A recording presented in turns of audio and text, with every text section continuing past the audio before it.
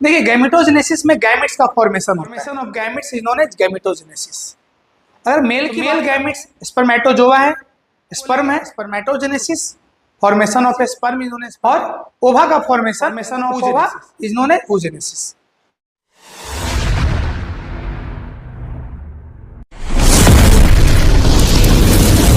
Good evening सभी को, मैं गौरव कुमार पाठक। आज आप लोग के लिए एक नया टॉपिक जो कि जैक बोर्ड और सीबीएसई के पॉइंट ऑफ व्यू से काफ़ी इंपॉर्टेंट होता है और नीट में भी इससे क्वेश्चन आते हैं, जो कि ह्यूमन रिप्रोडक्शन का टॉपिक है गैमेटोजेनेसिस। तो हम लोग गैमेटोजेनेसिस को डिस्कस करने वाले हैं। तो गैमेटोजेनेसिस में जो एनसीईआरटी में दिया गया है उसको पहले देखेंगे और फिर हम लोग उसको एक्सप्लेन करेंगे। देखिए गैमेटोजेनेसिस में गैमेट्स का फॉर्मेशन होता है। Formation of gametes is known as gametogenesis. अगर मेल की बात करते हैं तो मेल गैमेट्स स्पर्मेटोजोआ है, स्पर्म है, उसको बोलेंगे spermatogenesis. Formation of a sperm is known as spermatogenesis. और ओवा का formation oogenesis। Formation of ova is known as oogenesis। तो हम लोग आज के इस लेक्चर में गैमेटोजेनेसिस के बारे में देखेंगे और उसमें मेनली जो हम लोग देखने वाले हैं वो है स्पर्मेटोजेनेसिस, यानी हमारे बॉडी में स्पर्म का फॉर्मेशन कैसे होता है, कौन कौन सा डिवीजन होता है और कैसे स्ट्रक्चर बनता है, ये सब सारे चीज को डिस्कस करने वाले हैं। जैसा कि हम लोग पहले एनसीईआरटी को रीड करते हैं और उसके बाद समझते हैं। तो पहले एनसीईआरटी को पढ़ लेते हैं हम लोग। देखिए एनसीईआरटी में गैमेटोजेनेसिस के बारे में दिया गया। द प्राइमरी सेक्स ऑर्गन, हम लोग सब लोग को पता है कि प्राइमरी सेक्स ऑर्गन किसको बोलते हैं, जहां पर गैमेट्स का फॉर्मेशन होता है वो क्या कहलाता है, प्राइमरी सेक्स ऑर्गन। अगर मेल की बात करते हैं तो मेल में जो प्राइमरी सेक्स ऑर्गन है वो है टेस्टिज, और फीमेल में जो प्राइमरी सेक्स ऑर्गन है वो है ओवरी। यहाँ पे दिया गया the testes in the male and the ovary in the female produce gametes, sperm and ovum respectively, by the process called gametogenesis. अभी जस्ट बोले थे formation of gametes is known as gametogenesis. कौन कौन सा गैमेट्स होता है, mail में sperm होता है, फीमेल में ओवम होता है। In testes the immature male germ cell, ये याद रखिएगा, स्पर्मेटोगोनिया जो है वो कैसा जर्म सेल है, मेल जर्म सेल है। और कैसा मेल जर्म सेल, इमैच्योर, वो अभी पूरी तरीके से मैच्योर नहीं हुआ है। जब वो स्पर्म बन जाएगा तब वो मैच्योर हो जाएगा। Produce sperm bye spermatogenesis means spermatogonia जो है वो स्पर्म का प्रोडक्शन करता है, किस प्रोसेस के द्वारा, स्पर्मेटोजेनेसिस के द्वारा। दैट बिगन एट प्यूबर्टी, ये ध्यान में रखना है कि अगर मेल की बात करते हैं तो मेल में जो गैमेट्स का फॉर्मेशन होता है वो कब होता है, at the age of 12 to 14, यानी प्यूबर्टी स्टेज में। बट अगर फीमेल की बात करते हैं तो फीमेल में oogenesis जो है वो एम्ब्रियोनिक लाइफ में ही स्टार्ट हो जाता है, जब 25 वीक का एम्ब्रियो होती है। नेक्स्ट देखो यहाँ पे puberty, the spermatogonia present on the inside all of seminiferous tubules. अगर हम लोग टेस्टिस की बात करते हैं तो टेस्टिस में स्पर्म कहाँ बनता है, तो हम लोगों ने टीएस ऑफ टेस्टिज में देखा था, इंटरनल स्ट्रक्चर ऑफ टेस्टिज में देखा था कि एक हाईली कोइल्ड स्ट्रक्चर होता है जिसको हम लोग सेमिनिफेरस ट्यूब्यूल्स बोलते हैं। उसी सेमिनिफेरस ट्यूब्यूल्स में स्पेशल टाइप के सेल होते हैं जो स्पर्म का फॉर्मेशन करते हैं। Multiply by mitotic division and increase in number. अब यहाँ ध्यान दीजिएगा, जो spermatogonia present on the inside wall of seminiferous tubules multiply by mitotic division and increase in number, और अपने नंबर को क्या करता है, इंक्रीज करता है। ईच स्पर्मेटोगोनिया इज डिप्लॉयड, जो स्पर्मेटोगोनिया होता है वो डिप्लॉयड होता है, उसमें 2 सेट ऑफ क्रोमोजोम होते हैं and contain 46 chromosome. Some of the spermatogonia called primary spermatocyte, इसमें से कुछ स्पर्मेटोगोनिया, अब कौन से स्पर्मेटोगोनिया को प्राइमरी स्पर्मेटोसाइट बोलेंगे वो हम लोग जब समझेंगे तो बताया जाएगा। स्पर्मेटोसाइट पीरियोडिकली अंडरगो मियोसिस, जो स्पर्मेटोसाइट है वो क्या होता है, मियोसिस में जाता है और आगे जाकर के फर्दर प्रोसेस को कंटिन्यू करता है। अब primary spermatocyte complete the first meiotic division, जो कि कैसा डिवीजन होता है, reductional, leading to formation of 2 equal haploid cell called secondary spermatocyte. यहाँ पे एक चीज मेंशन किया गया है कि जो स्पर्मेटोजेनेसिस में जो मियोसिस होता है वो इक्वल होता है, वही अगर हम लोग oogenesis की बात करेंगे तो oogenesis में जो मियोसिस होगा वो अनइक्वल डिवीजन होता है। अब वो जब प्राइमरी स्पर्मेटोसाइट मियोसिस करेगा, डिवाइड करेगा, तो वो क्या बनाता है? Secondary spermatocyte which have only 23 chromosome, जिसमें हैप्लॉइड सेट ऑफ क्रोमोजोम होगा, यानी 23 होंगे। The secondary spermatocyte undergo the second meiotic division। अब secondary spermatocyte second meiotic division में जाएगा and produce 4, देखो secondary spermatocytes बोला है, मतलब दोनों spermatocyte की बात की जा रही है। अगर एक स्पर्मेटोसाइट की बात की जाएगी तो 2 स्पर्म बनाएगा या फिर 2 स्पर्मेटिड्स बनाएगा, लेकिन सेकेंडरी स्पर्मेटोसाइट्स की बात की गई है तो यानी जितना भी सेकेंडरी स्पर्मेटोसाइट था उसकी बात की जा रही है। और टोटल कितना सेकेंडरी स्पर्मेटोसाइट था? 2 था, तो कितना स्पर्म बनाएगा या फिर स्पर्मेटिड्स? 4 बनाएगा। What would be the number of chromosome in the spermatids? क्या रहेगा भाई क्रोमोजोम का नंबर? जो स्पर्मेटिड्स में रहता है, जो सेकेंडरी स्पर्मेटोसाइट में रहता है, वही होगा। क्यों? क्योंकि meiosis 2 same as a mitosis. अगर आप सेल डिवीजन पढ़े होंगे तो उसमें बताया जाता है और ये स्टेटमेंट लिखवाया गया होगा, मियोसिस 2 जो होता है बिल्कुल किसके जैसा होता है? माइटोसिस के जैसा। तो इसमें कितना नंबर आएगा क्रोमोजोम का? 23। The spermatids are transformed into spermatozoa. जो स्पर्मेटिड्स होते हैं वो ट्रांसफॉर्म हो जाते हैं किसमें जी? स्पर्मेटोजोआ, या फिर आप स्पर्म बोल सकते हो, bye the process called spermiogenesis. किस प्रोसेस के द्वारा? स्पर्मियोजेनेसिस के द्वारा। मतलब स्पर्मियोजेनेसिस होने के बाद, मतलब जब तक वो नहीं होगा तब तक स्पर्म नहीं बनेगा। स्पर्मियोजेनेसिस कंप्लीट होगा, इसका मतलब स्पर्म बन करके क्या हो गया? तैयार हो गया। तो हम लोग इसको समझते हैं। चलिए सबसे पहले हम लोग गैमेटोजेनेसिस की बात करते हैं। गैमेटोजेनेसिस, गैमेटोजेनेसिस की बात करेंगे तो गैमेटोजेनेसिस में क्या होता है? Formation of gametes, formation of gametes. पहला पॉइंट क्या है बच्चा? Formation of gametes. इसमें गैमेट्स का फॉर्मेशन होता है। अब याद रखना, गैमेट्स को बनाने के लिए हमारे पास 2 विटामिन का होना जरूरी है। कौन कौन सा? एक तो विटामिन ई। अगर विटामिन ई नहीं होगा, deficiency of vitamin E in body, ये क्या कॉज कर सकता है? स्टेरिलिटी, नपुंसकता को ये कॉज कर सकता है। इसलिए विटामिन ई का होना जरूरी है, क्योंकि इसको हम लोग क्या बोलते हैं? फर्टाइल। ये फर्टिलिटी को इनहेंस करता है, फिर फर्टिलिटी को मेंटेन करके रखता है। और दूसरा, हेल्दी गैमेट्स के लिए आप में विटामिन ए का भी होना जरूरी है। Means vitamin A, vitamin E and vitamin A responsible for the formation of gametes. और कैसा गैमेट्स? हेल्दी गैमेट्स के फॉर्मेशन के लिए ये दोनों गैमेट्स का होना जरूरी है। अब यहां पर अगर स्पर्म का फॉर्मेशन हो रहा है, स्पर्म, और स्पर्म कैसा गैमेट्स है? Male gametes. तो इस प्रोसेस को क्या बोलेंगे? स्पर्मेटोजेनेसिस। मैटोजेनेसिस। लेकिन अगर फीमेल में ओवम बनेगा या फिर ओवा, तो कौन सा गैमेट्स है? फीमेल गैमेट्स, जिसको हम लोग क्या बोलते हैं? ऊजेनेसिस। देखिए दोनों का फॉर्मेशन जो है वो प्यूबर्टी में ही होता है, at puberty.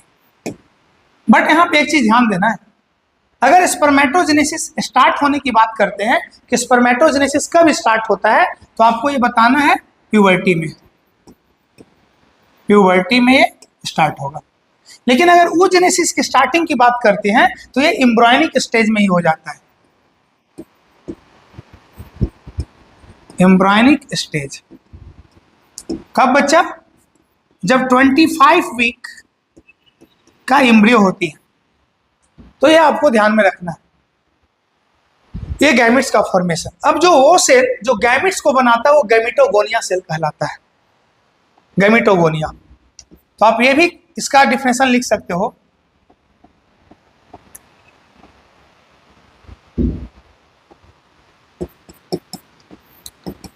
Formation of gametes from gametogonia, gametogonia gonia. Gametes बनाने वाले सेल को क्या बोलते हैं? Gametogonia means gametes forming cell. Gametes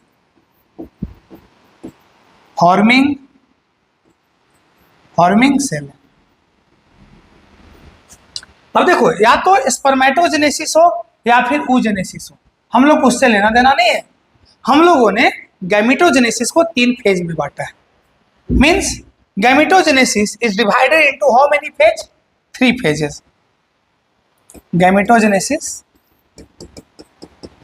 divided into 3 phase. 3 phase कौन कौन सा भाई? First multiplication phase. कौन सा फेज है? Multiplication phase. जो दूसरा है वो है ग्रोथ फेज। कौन सा फेज? Growth phase.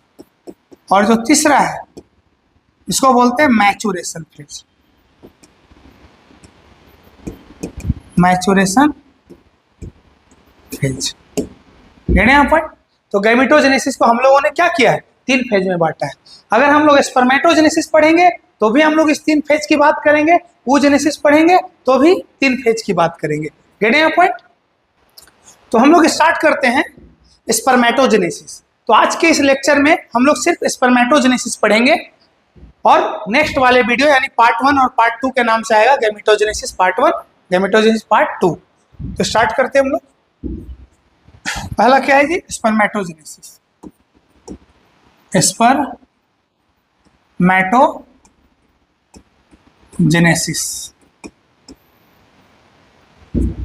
अभी हम क्या बोले? गैमिटोगोनिया से क्या बनता है? एक मिनट, स्पेलिंग गलत है ना।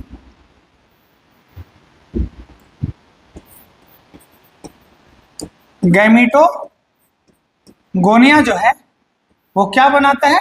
गैमिट्स। तो जो मेल में गैमिट्स होता है वो क्या कहलाता है? स्पर्म। यानी जो स्पर्म है वो गैमिट्स है। तो इसमें जो गैमिट फॉर्मिंग सेल होंगे यानी जो गैमिटोगोनिया होंगे वो क्या कहलाएगा? Spermatogonia. Means formation of sperm from the spermatogonia is called spermatogenesis. अब जो गैमिटोगोनिया सेल होते हैं ना बच्चा, ये क्या होता है? डिप्लॉइड।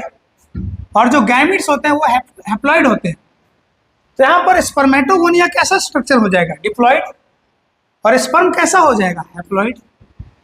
अब देखो, अगर किसी को ये लगता है ना कि गैमिटोजेनेसिस में सिर्फ मियोसिस होता है, गलत बात है। हाँ, मियोसिस की वजह से स्पर्म का फॉर्मेशन हो रहा है, बट यहाँ पर गैमिटोजेनेसिस में माइटोसिस भी हो रहा है और मियोसिस भी हो रहे हैं। तो हम लोग को ये ध्यान देना होगा कि माइटोसिस और क्या बच्चा? मियोसिस। Ready point? तो माइटोसिस और मियोसिस दोनों होकर के फाइनली क्या बनाएगा? गैमिट्स बनाएगा, जिसको हम लोग स्पर्म बोलेंगे। अब यहां ध्यान देना कि जो गैमिटोजेनेसिस होता है यानी फॉर्मेशन ऑफ स्पर्म, जो स्पर्मेटोजेनेसिस होगा वो कहां पे होगा? Inside the testis. टेस्टिस के अंदर होता है। जो स्पर्म का फॉर्मेशन होता है वो टेस्टिस के अंदर होगा। लेकिन एक एक्सेप्शन है।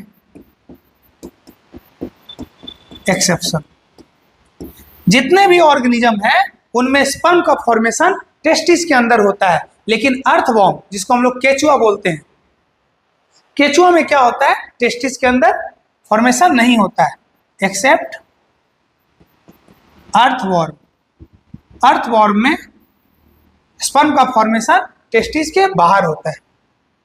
अब तुम लोग कहोगे कि सर टेस्टिस में भी कौन सा पार्ट में होता है? तो टेस्टिस के अंदर, इनसाइड द टेस्टिस, कहां पर?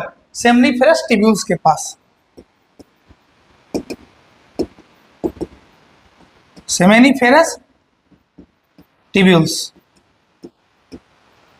तो जो स्पर्म का फॉर्मेशन होगा सेमनीफेरस टिब्यूल्स में। यहाँ पर क्या होते हैं, कुछ जर्म सेल होते हैं, जर्मिनल सेल। कैसे सेल होते हैं जी, जर्मिनल सेल। और एक एक्स्ट्रा पॉइंट याद रखिएगा, क्यूबॉइडल शेप होते हैं, क्यूबॉइडल एपिथेलियम का बना होता है, ये आप ध्यान रखिएगा, बाकी ज्यादा जानने का जरूरत नहीं है।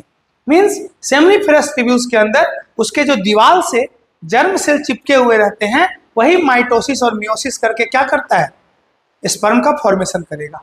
और हम बता दिए कि स्पर्मेटोजेनेसिस जो स्टार्ट होगा किसमें होगा, प्यूबर्टी। एक रेंज लिख देते हैं 12 से लेकर के 14 साल के एज में, इसमें क्या होगा, स्पर्मेटोजेनेसिस स्टार्ट होगा। तो उम्मीद करते हैं आप लोग को ये टॉपिक यहां तक समझ में आ गया होगा। अब इसमें भी 3 फेज होता है। अब जो हम लोग स्पर्मेटोजेनेसिस पढ़ेंगे उसमें क्या पढ़ेंगे, स्पर्मेटोजेनेसिस को आप 3 फेज में बांट सकते हो। एक्चुअली गैमेटोजेनेसिस को हम लोगों ने क्या किया था, 3 फेज में बांटा था। कौन कौन सा, पहला मल्टीप्लिकेशन फेज, दूसरा ग्रोथ फेज और तीसरा मैचुरेशन फेज। लेकिन अगर स्पर्मेटोजेनेसिस की बात करते हैं ना, इसको भी हम लोग 2 अलग अलग फेज में बांट सकते हैं। कैसे, पहले हम लोग स्पर्मेटिड्स का फॉर्मेशन करवाएंगे, फॉर्मेशन ऑफ स्पर्मेटिड्स, और दूसरा स्पर्मियोजेनेसिस, और ये दोनों को मिला करके स्पर्मेटोजेनेसिस कहते हैं। तो आप इसको ऐसे लिख सकते हो, फर्स्ट स्टेप में क्या करेंगे, फॉर्मेशन ऑफ स्पर्मेटिड्स, बढ़िया पॉइंट, और साथ में उसके बाद क्या करवा देंगे, स्पर्मियोजेनेसिस,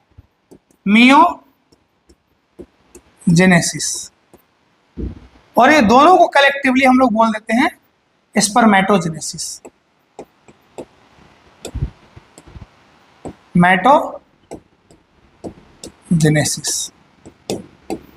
बढ़िया पॉइंट। तो ये दोनों को हम लोग स्पर्मेटोजेनेसिस बोल देंगे। तो हम लोग स्टार्ट करते हैं, और हम लोग आज ये भी पढ़ेंगे स्पर्मियोजेनेसिस क्या होता है। तो चलिए नेक्स्ट देखिए, हमारे पास कुछ सेल होते हैं जिसको आप क्या बोल सकते हो, प्रिमोर्डियल जर्म सेल भी बोल सकते हो। लेकिन यहां पर हम लोग जो एनसीईआरटी में जो दिया गया हम लोग उसकी बात करते हैं।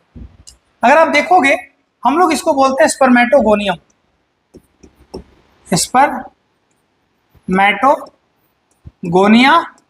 या फिर स्पर्मेटोगोनियम, जिसमें डिप्लॉइड नंबर ऑफ क्या होता है, डिप्लॉइड क्रोमोजोम होता है, डिप्लॉइड होते हैं यानी 2 सेट ऑफ क्रोमोजोम होते हैं, यानी 44 एक्स और वाई।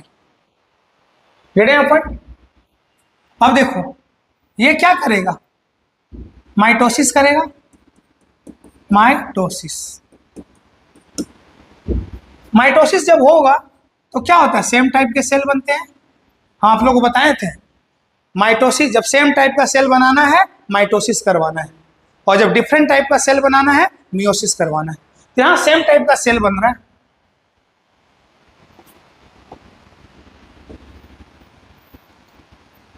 सेम टाइप का सेल बना, यहां पर 44 एक्स वाई, यहां पर 44 एक्स वाई। अब यहां ध्यान दीजिए, ये क्या किया, माइटोसिस करके अपना नंबर को इंक्रीज कर रहा है, और ये जो स्ट्रक्चर बना है देखो, इसको हम लोग टाइप ए बोलते हैं। क्या बोलते हैं, टाइप ए। क्यों ऐसा कर रहे हो आप लोग को समझ में आ जाएगा। और इसको हम लोग बोलेंगे स्पर्मेटोगोनिया, ये है बच्चा टाइप बी। अब देखो जब स्पर्मेटोगोनिया फिर से अगर माइटोसिस कर रहा है, माइटोसिस, और क्या किया, 44 एक्स वाई बनाया, यहां पे क्या बनाया बच्चा, 44 एक्स वाई। तो इस लाइन में जितने भी स्पर्मेटोगोनिया है ये टाइप ए है। अब टाइप ए क्या करेगा, अब थोड़ा सोचो कि मेरे पास 1000 स्पर्मेटोगोनिया है, और 1000 स्पर्मेटोगोनिया स्पर्म का फॉर्मेशन कर लेगा, तो कितना बनेगा स्पर्म, 4, क्योंकि एक स्पर्मेटोगोनिया 4 स्पर्म बनाते हैं। तो 1000 स्पर्मेटोगोनिया डायरेक्टली स्पर्म का फॉर्मेशन कर लेगा, तो वो अधिक से अधिक क्या कर लेगा, 4000 स्पर्म का फॉर्मेशन करेगा। और जब आगे स्पर्म का जरूरत होगा तो फिर स्पर्मेटोगोनिया कहां से आएगा? तो जरूरत यह है कि स्पर्म भी बनते रहे और सेम टाइप का स्पर्मेटोगोनिया कंटिन्यू भी हो सके। तो कुछ स्पर्मेटोगोनिया जब डिवाइड करते हैं तो अपने जैसा स्पर्मेटोगोनिया बनाते हैं और उनका काम क्या रहता है कि वो स्पर्मेटोगोनिया सेल को क्या करें? कंटिन्यू करें। मतलब टेस्टिस के अंदर स्पर्मेटोगोनिया सेल खत्म नहीं होना चाहिए, क्योंकि अगर सारा स्पर्मेटोगोनिया स्पर्म बना लेगा तो एक समय ऐसा आएगा कि टेस्टिस के अंदर स्पर्मेटोगोनिया सेल क्या हो जाएंगे? खत्म हो जाएंगे और फिर स्पर्म का प्रोडक्शन क्या हो जाएगा? रुक जाएगा। तो जरूरी ये है कि स्पर्म भी बनते रहे और उस टाइप का स्पर्मेटोगोनिया बनाने वाला सेल भी रहना चाहिए। तो जो स्पर्मेटोगोनिया सेल होते हैं वो डिवाइड करके टाइप ए बनाते हैं और टाइप ए का यही काम है कि वो स्पर्मेटोगोनिया को क्या करेंगे? कंटिन्यू करेंगे। और टाइप बी जो बने हैं, आप ये बोल सकते हो कि ये सेल डिफ्रेंशिएट हो जाते हैं और डिफ्रेंशिएट होकर के मतलब यानी पावर ऑफ डिवीजन को लॉस करेंगे और एक पर्टिकुलर फंक्शन को परफॉर्म करने लगेंगे, यानी स्पर्म को बनाएंगे। लेकिन ये क्या करेंगे?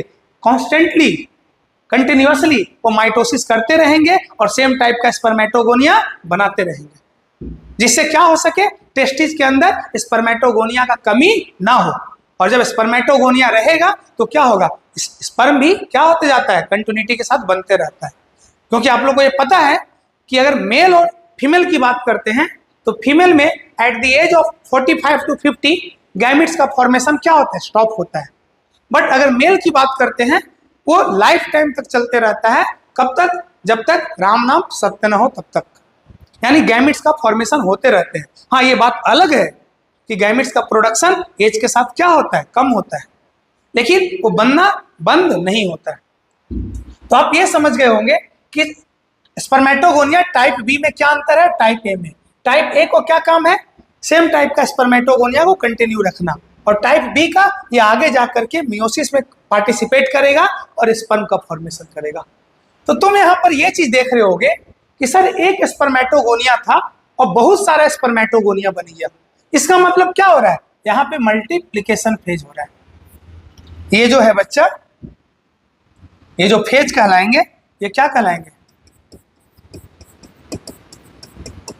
Application phase. गए यहाँ पॉइंट? ये प्यूबर्टी में होगा। अब इसमें से किसी एक सेल को हम लोग पकड़ते हैं और उसको उसका स्पर्म बनाते हैं। तो देखिए यहां पे जो टाइप बी स्पर्मेटोगोनिया है, ध्यान से देखिएगा ये वाला स्ट्रक्चर को। अब देखिएगा, ध्यान दीजिएगा, यहां पर जैसा ये डिवीजन करेगा वैसा ये भी डिवीजन करेगा। तो जो टाइप ए स्पर्मेटोगोनिया है ये क्या करते हैं? ग्रोथ करते हैं। ग्रोथ करेंगे तो हमको साइज को बड़ा दिखाना होगा ना। यहाँ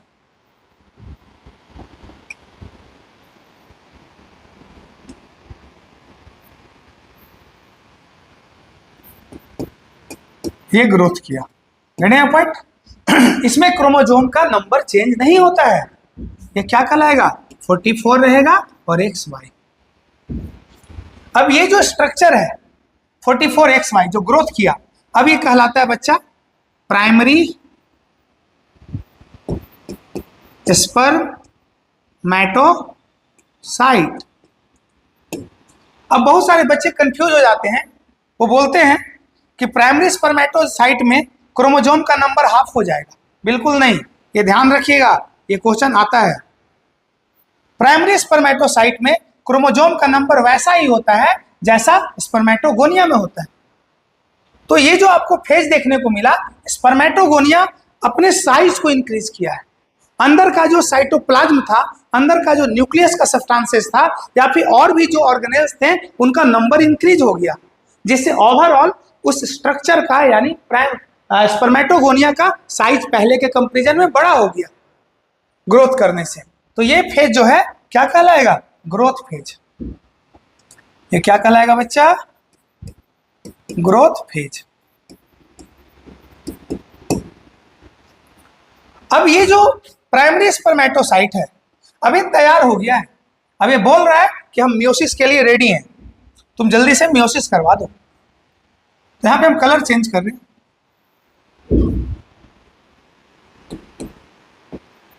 अब ये क्या करेगा? मियोसिस। और आप सभी को पता होगा कि मियोसिस जो होता है 2 स्टेप में कंप्लीट होता है, मियोसिस 1 एंड मियोसिस 2। तो सबसे पहले यहाँ पे मियोसिस 1 होगा, और आप लोग को ये भी पता होगा कि मियोसिस 1 जो होता है या फिर मियोसिस जो होता है वो रिडक्शनल डिवीजन होता है। इसमें क्रोमोसोम का नंबर क्या होता है, हाफ हो जाता है। तो यहाँ पर एक सेल बना, एक सेल यहाँ पे बना, क्रोमोसोम के नंबर की बात करते हैं 22 यहाँ पर रहेगा, और यहाँ पर एक एक्स क्रोमोसोम 23, और यहाँ पर 22, और यहाँ पे क्या हो जाएगा, वाई हो जाएगा। अभी मियोसिस 1 हुआ है। अब ये जो स्ट्रक्चर आपको देखने को मिल रहे हैं ये कहलाते हैं सेकेंडरी स्पर्मेटोसाइट। क्या कहलाते हैं, सेकेंडरी स्पर्मेटोसाइट्स।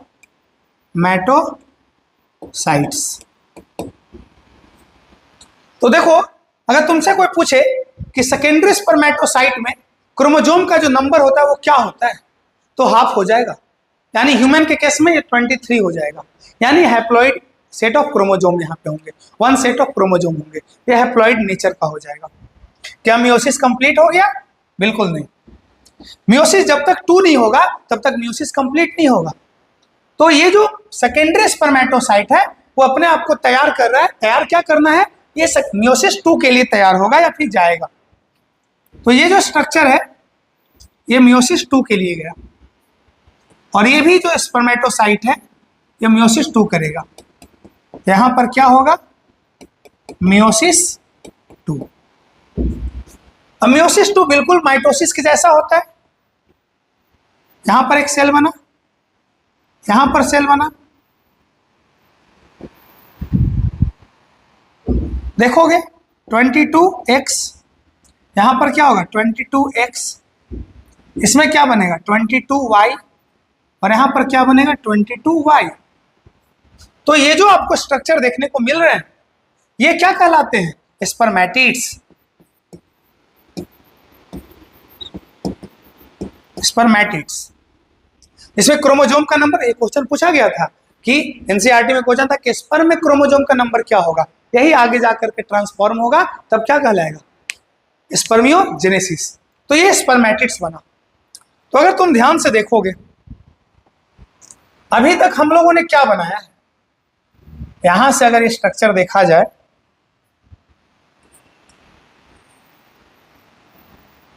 अभी तो स्पर्म का फॉर्मेशन हुआ नहीं है, ये स्ट्रक्चर क्या बना अभी तक,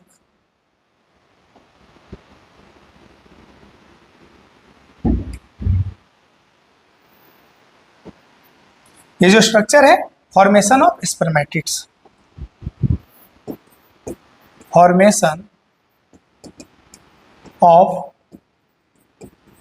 स्पर्मेटिड्स। गणे यहाँ पर अभी तक स्पर्मेटिड्स का फॉर्मेशन हो चुका है। अब जो है यहां से स्पर्म बनेगा।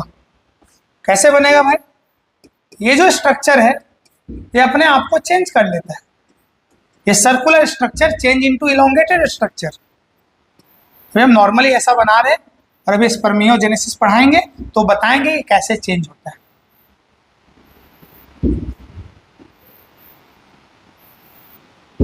तो इसके अंदर क्रोमोसोम क्या रहेगा, 22 plus X, 22 plus X, 22 plus Y, 22 plus Y. अब जो स्पर्मेटिड से लेकर के स्पर्मेटोजोआ तक बनने का प्रोसेस ये कहलाता है स्पर्मियोजेनेसिस।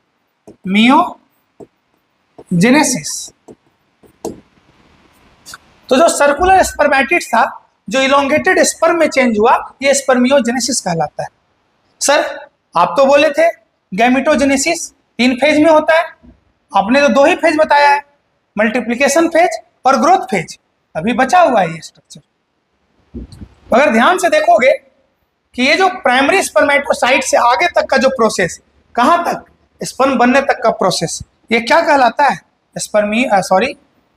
Maturation phase. क्या कहलाएगा, मैचुरेशन फेज।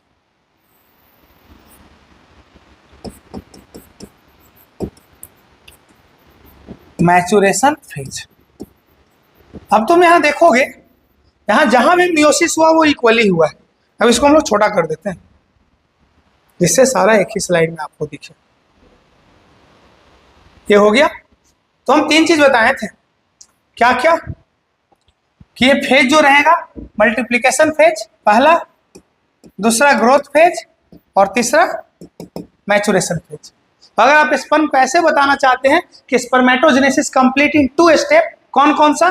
पहला जो है फॉर्मेशन ऑफ स्पर्मेटिड्स और दूसरा जो है स्पर्मियोजेनेसिस।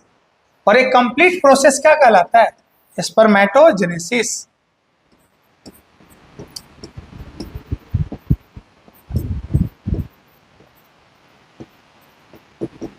स्पर्मेटोजेनेसिस।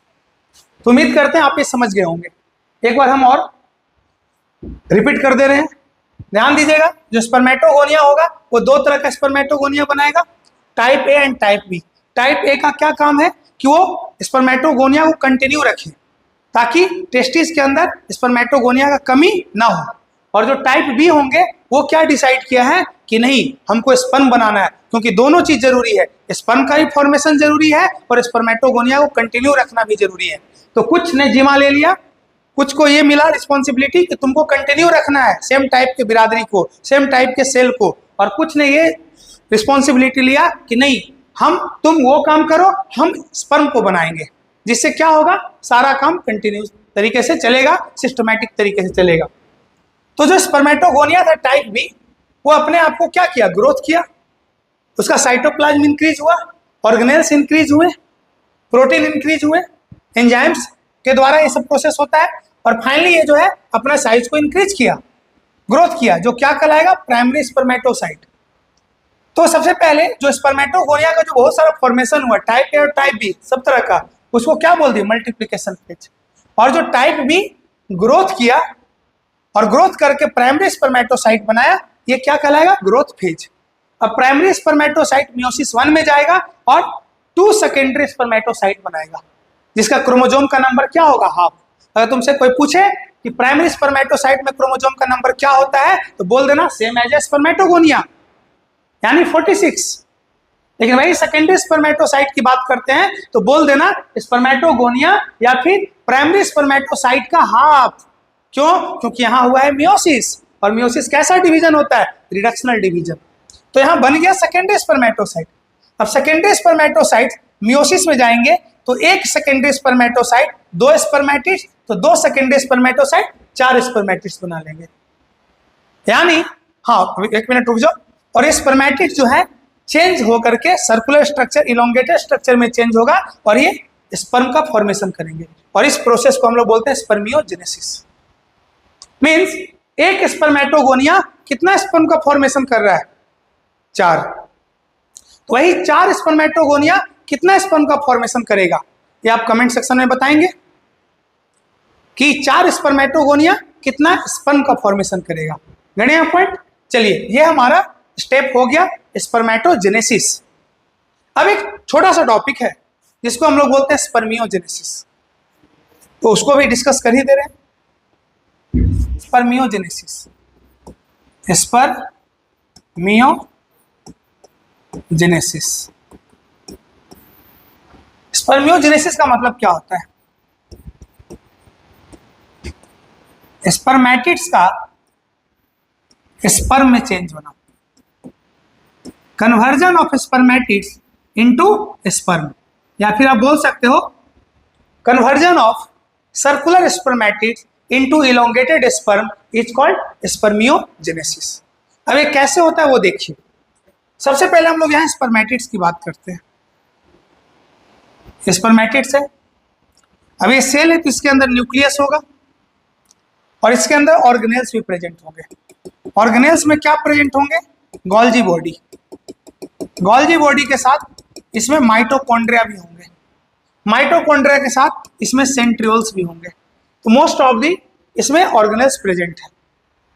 अब यहाँ पे क्या होता है, नेक्स्ट स्टेप में क्या होगा कि जो न्यूक्लियस है अपने आप को एक साइड में रख लेगा, एक साइड हो जाएगा, और न्यूक्लियस के ऊपर में जो गोल्जी बॉडी होते हैं वो आकर के जमा हो जाते हैं। अभी ध्यान देना, अभी तुम लोग को 12th लेवल तक की बता रहे हैं, एक्चुअली इतना आसान नहीं है कि क्या सारा गोल्जी यहाँ पे जमा हो जाता है, नहीं।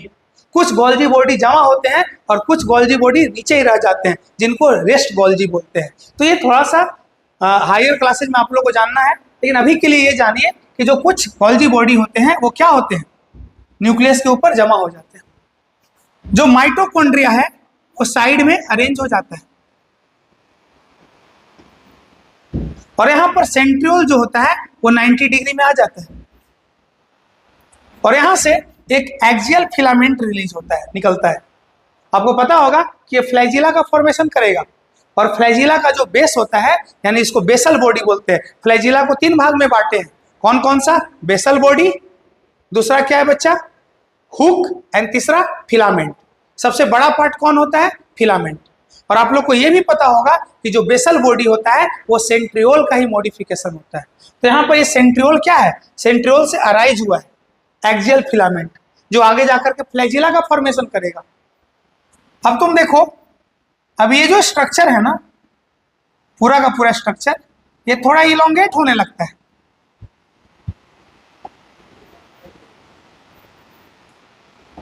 थोड़ा ये इलोंगेट हो जाएगा, और जो गोल्जी बॉडी जितना सा स्ट्रक्चर था ये सारा फ्यूज हो जाता है, और ये न्यूक्लियस भी इलोंगेट हो गया। अब यहां पर क्या थे? माइटोकॉन्ड्रिया, और यहां पर सेंट्रियोल, और यहां से फिलामेंट है। तुम देख रहे होगे एक सर्कुलर स्ट्रक्चर कैसे धीरे धीरे इलोंगेट हो रहा है। अब नेक्स्ट जो स्टेप होगा, ये स्ट्रक्चर एक कैप लाइक स्ट्रक्चर बनाएगा,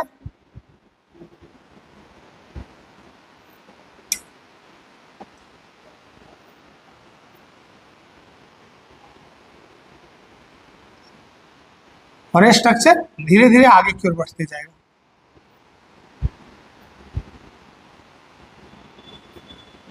यहां पर क्या होंगे? जो गोल्जी बॉडी का फ्यूज स्ट्रक्चर था, जिसको हम लोग एक्रोजोम बोलेंगे। क्या बोलेंगे बच्चा? एक्रोजोम। एक्रोजोम हम लोग जब स्पर्म का स्ट्रक्चर पढ़ेंगे तो वहां अच्छे से बताया जाएगा। यहां पर जो स्ट्रक्चर है बच्चा, ये न्यूक्लियस, जिसके अंदर क्या रहेंगे? फादर साइड का जीन यानी डीएनए प्रेजेंट होगा इसमें, और जितने भी माइटोकॉन्ड्रिया थे वो यहाँ पर क्या हो गए? अरेंज हो गए। और आपको पता होगा यहाँ पे 2 सेंट्रियोल होते हैं, अगर आप क्लास किए होंगे ध्यान से तो, प्रॉक्सिमल सेंट्रियोल और एक्सियल सेंट्रियोल, और यहाँ से ये स्ट्रक्चर अराइज हो रहा है। अभी तो ये पूरी तरीके से मैच्योर हुआ नहीं है। अभी लास्ट वाला स्ट्रक्चर जिसको हम स्पर्म का स्ट्रक्चर यहाँ पे बना रहे हैं,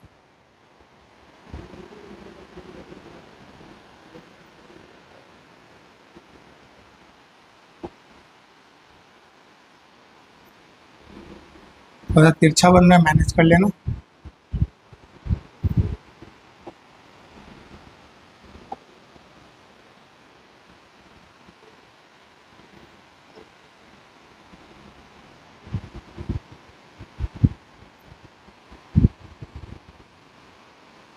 ये टेल स्ट्रक्चर। आपको ये पता होगा यहाँ पर माइटोकॉन्ड्रिया होंगे, और माइटोकॉन्ड्रिया जो होते हैं यहाँ पे स्पाइरल मैनर में अरेंज होते हैं, और यहाँ पे ये क्या है? सेंट्रियोल। यहाँ से क्या अराइज हुआ? फ्लैजिला, और ये टेल का फॉर्मेशन किया। ये माइटोकॉन्ड्रिया जो है यहाँ पे अरेंज हो जाएंगे स्पाइरल वे में, स्पाइरली, और इसको हम लोग क्या बोलते हैं? बताओ जल्दी से। एनर्जी चैम्बर, मिडिल पीस को, ये मिडिल पीस है ना, इसको हम लोग एनर्जी चैम्बर ऑफ क्या बोलते हैं? स्पर्म। यहां पर क्या रहेगा? एक्रोजोम, जिसके अंदर लाइटिक एंजाइम होता है जो कोरोना रेडिएटा को आगे जाकर के डिसॉल्व करेगा। एक्रोजोम। यहां पर क्या प्रेजेंट है? न्यूक्लियस, जिसमें जेनेटिक मटेरियल होंगे।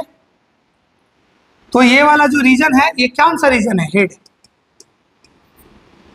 ये जो रीजन है, ये कौन सा रीजन है? नेक। ये वाला मिडिल पीस, और बाकी जो बचा हुआ पोर्शन टेल। सबसे बड़ा पोर्शन कौन सा होता है? टेल। और ये जो आपको स्ट्रक्चर देखने को मिल रहा है मिडिल पीस, इसमें क्या होते हैं? माइटोकॉन्ड्रिया, जिसको एनर्जी चैम्बर बोलते हैं। Energy chamber of sperm. Sperm का एनर्जी चैम्बर, और इस फ्लैजिला की मदद से वो मूव करके आगे जाएगा। इसमें क्या प्रेजेंट है? Genetic material. किधर साइड का? आपके दादी घर के साइड का, ठीक है ना, क्योंकि ननिहाल से जो आता है वो क्या आता है? मदर के द्वारा आता है ओवम में, और दादी साइड से जो जीन आते हैं वो फादर द्वारा लाया जाता है, और इसी में सारा का सारा इंफॉर्मेशन दादा साइड वाला, दादे घर मतलब जो हमारे ग्रैंडफादर साइड का जो जीन होता है इसी में स्टोर होता है, ठीक है। आप जो भी बोलते होंगे, बाबा दादा जो भी बोलते होंगे, अलग अलग लैंग्वेज है। चलिए, तो ये जो आपको स्ट्रक्चर देखने को मिल रहा है, ये जो कन्वर्ट हुआ है कहां से कहां तक, ये सर्कुलर स्ट्रक्चर देखो किस में कन्वर्ट हो गया? इलोंगेटेड स्ट्रक्चर में। यही प्रोसेस क्या कहलाएगा बच्चा? स्पर्मियोजेनेसिस। स्पर्मियोजेनेसिस। तो उम्मीद करते हैं कि लगभग आधे घंटे का सेशन होगा, और ये जैक बोर्ड हो या सीबीएसई बोर्ड हो, ये क्वेश्चन आना तय है। 5 मार्क्स में तो नहीं आते हैं, तो चेंज कर दिया गया है। पहले 5 मार्क्स में आते थे, अब 2 मार्क्स 3 मार्क्स में आ सकता है, ठीक है। तो आपको ये पता होना चाहिए कि स्पर्मेटोजेनेसिस क्या होता है, स्पर्मियोजेनेसिस। हम नहीं बोल रहे हैं कि स्पर्मियोजेनेसिस 5 मार्क्स में आता है, कंप्लीट स्पर्मेटोजेनेसिस। स्पर्मियोजेनेसिस का डिफिनेशन के लिए डिफिनेशन पूछ देगा, व्हाट इज स्पर्मियोजेनेसिस। तो उम्मीद करते हैं आज का जो सेशन होगा आपको ये समझ में आया होगा। गैमेटोजेनेसिस में आपको स्पर्मेटोजेनेसिस कंप्लीट हो गया होगा, ठीक है। तो हम लोग नेक्स्ट वीडियो में oogenesis की बात करेंगे। तो आज के लिए इतना ही।